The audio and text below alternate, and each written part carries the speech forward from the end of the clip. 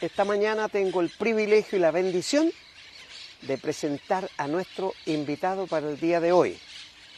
Él es el pastor José González Rivera, de la ciudad de Frutillar, a quien le damos la bienvenida a Puertas Abiertas. Gracias, querido pastor. Es un gusto estar en este lugar y compartir contigo hoy. Amén. Sí.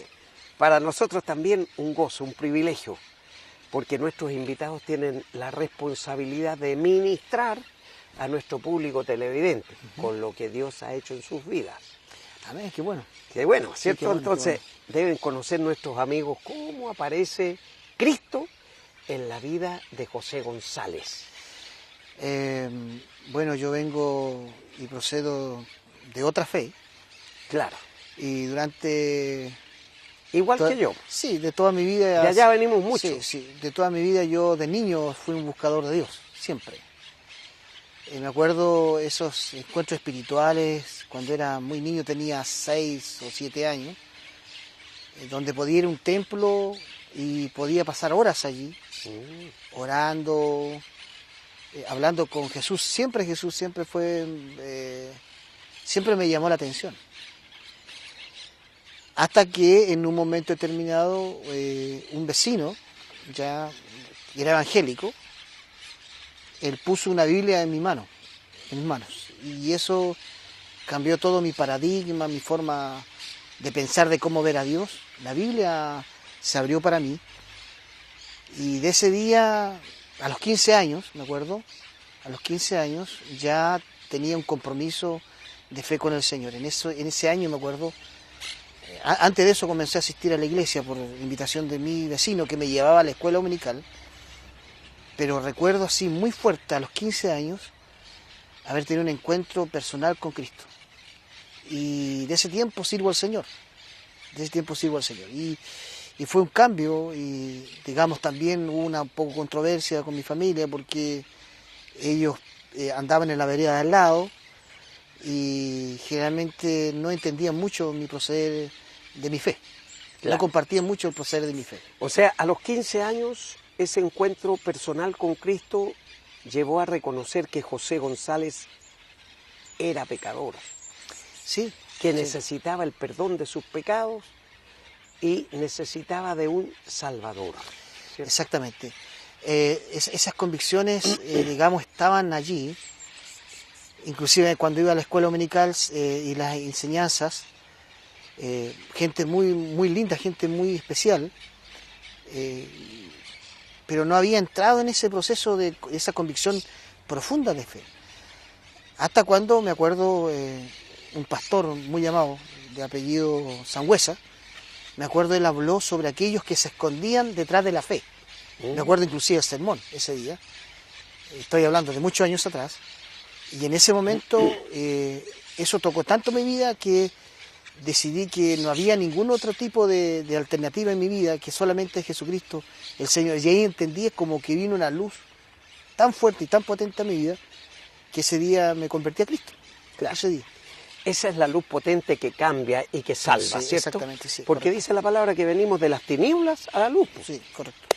Así es que linda experiencia, lindo testimonio, como Cristo aparece en la vida del pastor. Sí. Y después de eso, pastor, después que hizo la profesión de fe, confesó a Cristo como su Señor y Salvador personal, ¿Dios lo comienza a usar inmediatamente en la congregación con responsabilidades de ministerio? No precisamente, pero sí era un joven muy activo. Mi responsabilidad primera, me acuerdo, que era barrer el templo. Y eran tiempos muy especiales porque el templo estaba para mí solo, entonces yo limpiaba, me acuerdo, las bancas, barría mi templo y ose alguien tomar mi escoba o tomar mi paño de trabajo, claro. Era mi responsabilidad. Y esas fueron las primeras responsabilidades, me acuerdo, que iluminaron mi vida. Era tiempo de oración, tiempos de pasar mucho en el templo. Buscaba esos espacios yo, permanentemente. Me excusaba para ir a hacer aseo al templo, me acuerdo. Claro. Y sabes que esos ministerios los que lo ejercen lo toman con tanta fuerza, con tanto valor, que es muy difícil sacarlos de ahí. Sí, sí. Déjeme de pasillero, déjeme de portero, déjeme seguir haciendo el aseo de los baños, por favor. O sea, servicios de humildad, de entrega, de sacrificio. Sí, yo enseño eso a la gente. ¿Por qué? Porque mi vida siempre ha sido servir. Así es. Y considero que eso es tan importante, hermano, cuando alguien, por ejemplo, llega al templo, algunos menos estiman el trabajo del portero. Claro. Cuando tú sabes que la primera persona que llega, o sea, una persona que llega al templo... Es la mano cariñosa, claro, del portero, cariñosa, claro. Que te toma, que te lleva, tome asiento Claro. acá. A la gente a la gente que viene muy maltratada del mundo, Claro. donde existe tanta indiferencia, que algo impacte De un tu mundo vida de esa frío, forma, impersonal, claro. te cambia, sí. Qué Sí, bueno. espectacular, yo lo hago espectacular eso. Qué lindo. ¿Y cómo comienza a perfilarse, pastor, el llamado vocacional? Bueno, yo quiero decir esto, digamos, toda persona tiene sus llamados como tiene su relación y su intimidad con Dios. Cierto. Yo a los 17 años, me acuerdo el Señor me hablaba. Y fueron 3 semanas, hermano querido, que Dios me hablaba. Me acuerdo que en esos sueños profundos que uno tiene y duerme, porque duerme, y especialmente un joven que mucha actividad, necesita dormir. Me acuerdo que el Señor venía en la noche y me hablaba. Como al niño Samuel, todavía no era profeta, pero sí, era, ¿cierto? Yo me siento muy honrado de Dios. Yo creo que el Señor, en su misericordia y porque vio algo en uno, Dios venía y me hablaba, me acuerdo, en la noche, y me decía, José, y Dios comenzaba a hablarme, y me hablaba de todo lo que estoy pasando ahora en mi vida ministerial. Mira. Posteriormente a eso, me acuerdo, en esas 3 semanas, llegó un pastor muy amado a predicar, y me acuerdo que él expresó explícitamente sobre el llamado al ministerio. Y él dijo estas palabras: hay jóvenes acá que están peleando durante semanas, dice, y el llamado más profundo que Dios puede hacer a un hombre, y la honra más grande que Dios le puede hacer a un hombre, es ser llamado al ministerio. Deje de pelear con eso, dice, y venga aquí y ríndase a Dios y al ministerio que Dios está llamando. Y yo ya eso era aviso demasiado, hermano, así que yo me paré, me acuerdo, y me fui adelante y ahí lloré y entregué mi vida al Señor, de los 17 años. Qué lindo. Y de ese tiempo que, digamos, de los 15 que me entregué definitivamente al Señor, a los 17 que tengo el llamado ministerial, de ese tiempo, ahora tengo 51, saca tu cuenta. Jovencito todavía. Todavía tienes mucho camino por delante, Sí, hermano, hasta sí. que el Señor venga, porque está pronto. Amén. ¿Sí? Sí. Amén.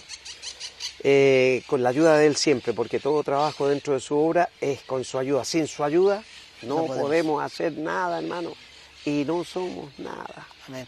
Así es. Bueno, y a los 17 años, porque Dios trabaja en el tiempo, ¿cierto? Sí. No es todo así. Y hay muchos creyentes que quieren un Dios marmicoc.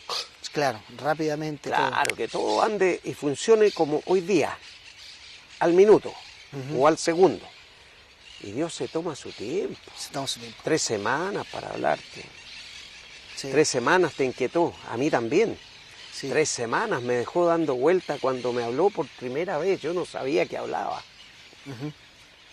Creía que era un Dios mudo, que estaba por allá, que no se preocupaba de nosotros. Y deben haber muchos hermanos que todavía piensan lo mismo. Sí, no, yo quiero decirle que Dios habla. Sí, pues ya Dios habla. Clarito habla. En una relación a través de la palabra uno se da cuenta que el Señor a través de la palabra te expresa, pero cuando hay situaciones particulares en las cuales Dios tiene que usarte o Dios tiene que llamarte o apartarte para algo, Dios viene y te habla. Claro, Es sin así. duda, sin duda.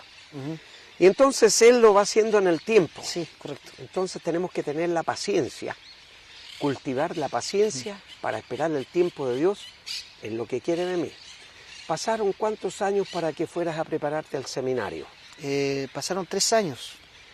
3 años me fui a un seminario Ahí, digamos, aprendí la herramienta, hermano.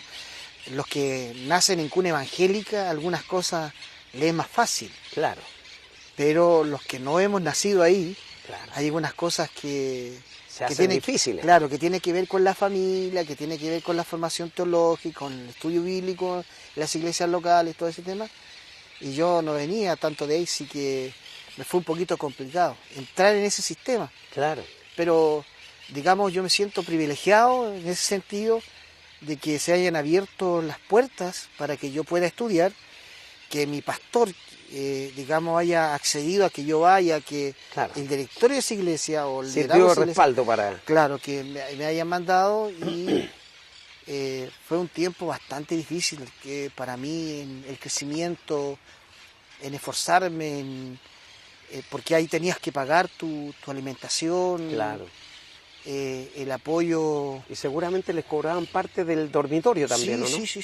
Claro. Digamos que es lo normal, Claro. lo normal, y también, digamos, en ese proceso aprender a depender de Dios Cierto. y de la provisión de Él. Y durante 4 años vi la provisión de Dios. Amén. Vi la provisión de Dios y ¿no es cierto? Y cómo él iba haciendo crecer mis convicciones, mi realidad, Y proveyendo los recursos. los recursos y las herramientas para el trabajo ministerial que uno tiene que desarrollar.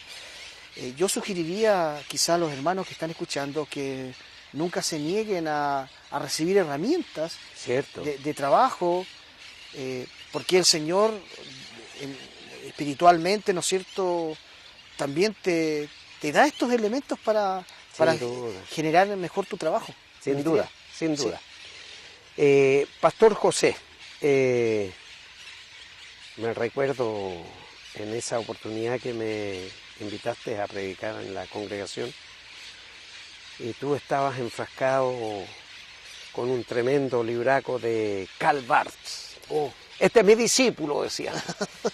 Y me recuerdo que te dije, yo prefiero que seas discípulo de Cristo. sí. Y el Señor lo hizo. Mira, Amén. vamos a conversar de eso en la segunda parte, porque ahora vamos a invitar a nuestros amigos televidentes a escuchar una Claro. canción, las enseñanzas de Puntito, y luego seguimos en esta cálida entrevista.